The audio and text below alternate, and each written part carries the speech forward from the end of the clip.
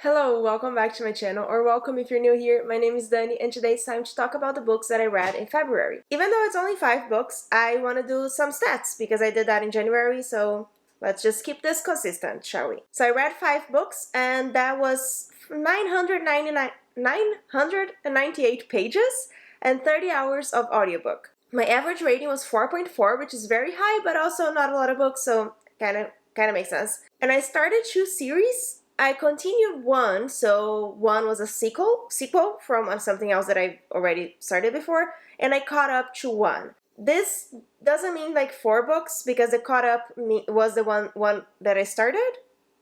Is that right? Or am I making this up? I don't know how I counted it, but it's going to make sense. So the 5 books, 2 were audiobooks, 2 were hardcovers, and one was a paperback. All of them were novels, all of them were adult, for an adult audience. 2 were fantasy, 1 was sci-fi, 1 nonfiction, and 1 mystery. And for ratings, I had 2 5 stars, which is awesome, 1 4.5, 1 4, and 1 3.5. So this time I want to talk about them in the order from my least favorite to my most favorite. And that means that I'm going to start with one that I actually changed my rating. It was a reread. It was a 5-star before, and now it was a 3.5. So the 5th season is the first book in the Broken Earth trilogy. All of the books on the trilogy have already been released, and I have the whole set. And I read the first book 2021, I think, and I forgot everything. I didn't remember literally anything except for like a big twist that happens in the book. And I needed to reread it so I could continue the series, which is one of my goals for the year. And I did. So I listened to the audiobook this time because since I already read it, I thought it would be okay to listen to the audiobook.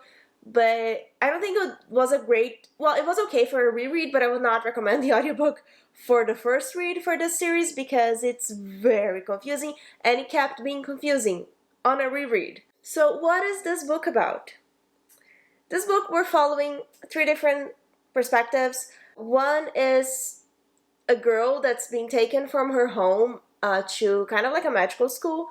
The other one is a woman that's being sent on a mission to fix a reef by a seaport town. You know what I mean? And the third one is a woman that has just lost her child, one of her children, and she's trying to find the other one of her children. One of those perspectives is told in second person, which is very unique and interesting, and it's just gimmicky, I guess. But it's interesting to make the book unique because it makes sense for the story, the way that it's told. And in here, we have a magic system that is related to the earth in the sense that people can control like earthquakes and stuff like that. So we're following people in that scenario, and I cannot say more or I would spoil it. So what happened on this reread? I'm not sure. So the thing is, I think the first time that I read it, I was very in the hype for it and like being excited by all the unique and weird things that happen on this book, and especially the twist that I did not see coming for a long time. I liked it a lot, and that impacted me a lot. And the ending is really good. The ending is still really good, and I still want to continue the series because of how this book ended. But this time I just felt like the story was too convoluted with all of that is happening and all of the different concepts that the author throws at you that don't make a lot of sense. It's not very well explained. I don't know, I thought maybe the first time when I first read it, because everything was new, it made sense that I didn't get everything, but on a reread, I still don't get everything.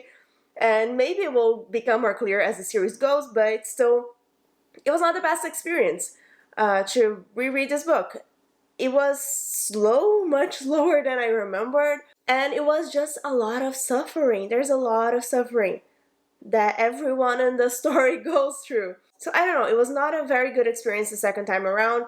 I was just not gripped by the story like I was the first time, and I'm not very much in the mood to continue really quickly, which was bad because I just read this so I could continue it and remember everything. But I don't know, I still want to continue, but it's not a big priority for me right now because I'm just worried where we're going to go from here with the story, because we've already told so much about it that I don't know where we're going. But it was a struggle. So I lowered my rating from 5 to 3.5, which is very sad. Then let's go to the book that I gave 4 stars. So The Justice of Kings by Richard Sonn is also the first book in a trilogy. For this one, the second one has just come out. That's why I said, like, I don't know if I counted this as being caught up in the series, because when I finished it, the second book was not out yet. So technically I was caught up at that time. But now I'm not anymore, because there is one. But if you watched my M&ms CBR, I mentioned that for March, I mentioned that I already pre-ordered the sequel. I'm just waiting for Indigo to figure out all their website stuff after the cyber attack thing and just send me the sequel, because I'm very curious to continue it. So this story is told from the point of view of, I already forgot her name. How did I forget her name? Helena. So this book is told in the perspective of Helena. It's a first-person narration. And Helena is the protege of the justice of this land. He's called Von Wout, something Von Wout. We're hearing her story as she's traveling with him, and he is the justice of the king. So what the justice of the emperor, sorry. So what it means is that he goes to all of these places, everywhere around the empire, and see if everyone is doing what the emperor, oh my god, what the emperor wants them to be doing. So if anyone has broken the law in any way, they're not following the correct religion, they're not, I don't know, they're stealing money, whatever, he deals with it. So as it says in the synopsis, he's the judge, executioner, and something else. Detective, judge, and executioner. And this book was really good. But there were bad parts in it that were really bad. So that's why it was not 5 stars, because if it wasn't for the bad parts, it would have been perfect, amazing. But I had to lower my enjoyment rating for this one, because I'll get into it. But anyway, this is a very low fantasy book. There is a few, he has a few powers that they talk about throughout the story. I feel like the rest of the series is going to get a little bit more fantasy heavy, but this one is very low fantasy, and because we're following this woman, we don't have other points of view. It's very contained in what she sees and how she interprets everything, which becomes an issue in some parts. But the plot here is that he got to this town, and one of the important ladies of the town had been murdered, and they are investigating what happened. So it's the justice, Helena, and the other guy that travels with him, that I forgot his name. But there are a lot of really cool discussions and things about morality and law and what is the actual right thing to do and that sort of thing. It's a very dialogue heavy book, which I like. I really enjoyed that, and I really enjoyed their discussions and all that commentary and conversation on those topics. And I was just very intrigued throughout the whole book. I wanted to know what was going to happen. And for a long time, it wasn't very epic. Like, it took a while for it to get to a larger scale. But for a long time, it was just them investigating the murder of this woman, and it was very contained. But it was really intriguing because it's very well written in all of those parts, which makes sense because I found out that the author is actually an attorney. So I guess it makes sense that he's writing all this lawyer stuff well. What I didn't like about this book is how the woman was portrayed here. And by the woman, I mean the main character, the narrator of the story. She is a 19-year-old woman, and she's very, very annoying. She cries for everything, which is fine. Like, it happens. It could be what her character is. But in some situations, it's just too much, and it doesn't make sense. And we're talking about her crying and her tears for a long time in some situations that really don't make sense. And it's, like I said, just too much. And also, there's a romance here that's very secondary, and it makes there's zero importance about this romance on the main plot. And it was very poorly written, in my opinion. I didn't like the love interest at all. He was just not very well-rounded. He was a very background character almost. And some of the stuff going through Helena's mind during that time bothered me a lot. But I can't say more for spoiler reasons, but it really did bother me, some of the stuff that happened there. So I had to lower my enjoyment because it took a while and we were always on her head. So I don't know, we'll see how the rest of the series go. I'm very, very intrigued. I really want to continue the series, and I believe that it's going to get really good, better than what we saw here. So I'm very excited to continue. Just that small thing that lowered my enjoyment a little bit, but we'll see how it continues, because we're hearing from her as an old woman. I don't know if we ever get like when she's telling the story, but I kind of feel like she's already older a little bit. So it's interesting when she interjects with her current like old woman mind about what she was doing and what was happening in that part of the story. I really like that. We'll see how it continues. If we get more of that, like more of her right now, I think it would be really cool. But I don't know. I'll see. I'm very excited to read the book soon when I get it, the second one. And then we have the 4.5 stars, Finlay Donovan Jumps the Gun by Al Cosimono. This is the third book in the Finlay Donovan series.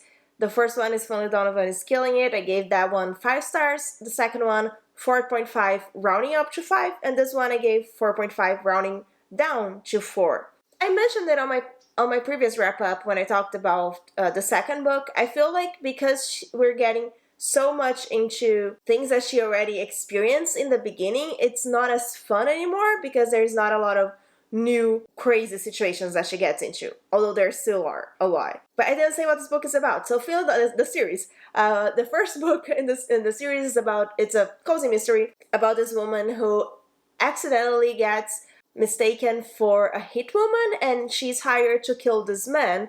And again, accidentally, stuff happens that the man is now dead, and she has to deal with the body. This is one of my favorite current series that I'm reading. It's just so much fun, just so ridiculous situations, and I would love for it to be turned into movies because it's just so much fun. It's so funny, entertaining, and just the best cozy time. If that's what you're looking for, I will definitely recommend it. If you're not going to try to analyze things too much, because this is just supposed to be a crazy adventure that things are not very realistic that are happening, but it's just a lot of fun, and I really enjoyed it. Exactly the type of cozy mystery that I like. So if this sounds interesting, I will definitely recommend. I cannot say much about this third book, but like I said, it was a bit of lowered enjoyment for me because we've already seen so much of the first times for her doing all those weird stuff, and now she has to deal with it again, so she kind of already knows what to expect with some of it. But it's still hilarious. There's a lot. The first scene of this book, I was laughing so much. I really, really loved it. But yeah, that's pretty much it. I'm going to continue reading the series. I'm still having the most fun with it, and I don't think I can say anything else, but it was 4.5. And now we have the 5 stars. The first one is a nonfiction. It is Know My Name by Chanel Miller. This is her memoir telling her story about when she was assaulted in the campus of Stanford. It was a news in the whole world, I think, but I didn't know all the details, but I knew some of it. I knew some of those names, and it was really impactful, really interesting to hear that story. I listened to the audiobook. It's told by her, and it's just infuriating to see what she went through and how that's still stuff that happens even after it happened to her, and we're still seeing stuff like that happening nowadays. It was just really hard to read, really what she had to go through, especially during trial, and not being believed by anyone about what was happening and what happened with his sentence. I didn't know that, and I'm not going to tell you because I really recommend you read this book, listen to the audiobook. It's really good, and I didn't know all the details, and I thought it was fascinating and infuriating, and it was 5 stars. And then the last 5 stars and the last book that I read in February was Kindred by Octavia E. Butler. This is also very shiny. There you go. Everyone mentioned when I showed this book in one of my videos, my previous videos, how beautiful this edition is, and it really is gorgeous. Look at this naked hardcover. And the end pages are also really pretty. So yes, this edition is gorgeous. It's called like the gift edition, but it can be found it can be found in regular places that you would try to buy a book. It's not a special edition from anywhere. It's just called the gift edition. So Kindred is a story of Dana. She is a woman that lives in 1976 something, 79, something like that, with her husband in California, I want to say. It doesn't really matter here. And suddenly, out of nowhere, she is transported to antebellum South in the United States, to a plantation where they're slaves, and there's this boy, like in the first time she's being transported, there's this boy drowning, a white boy drowning, and she saves the boy, and she gets sent back, and she doesn't know what happened, she doesn't know what's going on, but she basically keeps being transported back to the past, to 1813, something like that, and time keeps passing in a different way in each location, but she keeps being transported, and we don't know why, we don't know how. She tries to figure it out, but the story is really not about that. It's not a sci-fi that's going to investigate time travel. It's about her story having to survive in that situation, and the difference of her life in the 70s and in the past on that plantation. And it was my first Octavia Butler, and I get the hype. I feel like everyone's been reading her books lately more than I don't know, 5 years ago I wasn't hearing much, but now everyone's reading all of her books, and I get the hype. It makes sense. She's a very amazing writer, and it's a really easy book to read, but easy in the sense of the writing style, but not easy in the themes and what she's trying to say. It's, again, really impactful. I guess those were my 5 stars this month: impactful and difficult and terrifying and all of that. Those were the things that made my books 5 stars this month. But I'm very happy that I finally got to this book. It is kind of like a modern classic for sci-fi, and it was an amazing story. I definitely recommend. It's not hard. It's not a hard writing style to read, but there's a lot of conversations that have to be had, and a lot of nuance. The book is not big at all, but there's a lot of nuanced, it's a really hard word to say, conversations that goes on between this woman and her husband, between this woman and the people in the past, and there's just a lot. There's a lot to unpack in this book, but it's still entertaining. It's still a book that I wanted to go back to for the story itself. And when I least expected, I was thrown into a situation that I'm like, okay, this is not nice, but I want to know what happens next, and I want these people to be okay. I watched the first episode of the TV show. There's a TV show, I forgot where. Disney Plus here in Canada. I don't know if I like the changes that they made. I think it makes sense, but it's kind of in our time now, and it's just different. It's a different story. It's the same idea, but it's a different story. And I don't know if I like that change, but it could still be a good TV show. At least the book, for sure, I 100% recommend, and I want to read more by this author again in the future. I think she's an amazing writer, and she has a lot of books written that sound very interesting because they're sci-fi, they're not fun, but they're interesting and intriguing stories to read, but also with a lot of impactful conversations and commentary that are very important to have. So I'm really excited to read more from her. Let me know what you would recommend I read next. All of them sound really interesting. And that's it for the books that I read in February. Hopefully it will be more than 5 for March, but I don't promise anything. I really hope you enjoyed this video. Remember to like and subscribe, and thank you so much for joining me. Bye!